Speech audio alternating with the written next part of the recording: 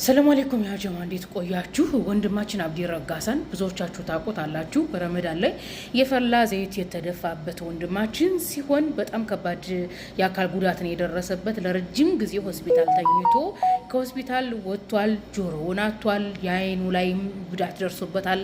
አንገቱ ላይ አሁንም ኦፕሬሽን መደረግ አለበት ተብሏል። ፊቱ አካባቢ ከባድ ጉዳትን የደረሰበት ቲክቶክ ካላጠፋብኝ ፎቶውን ከታች ለማስቀመጥ ሞክራለሁኝና ከባድ ሕክምና ነው የሚያስፈልገው። ድጋፍ እንዲደረግለት ወንድሞች የባንክ አካውንትን ወደ ሶሻል ሚዲያ ይዘው መጥተዋል። አላህ ከአደጋ ካልታሰበ አደጋ አላህ ይጠብቃችሁ። በጣም ነው ልቤን የተሰበረው። ወንድማችን አብዲ አላህ ይጠግንህ።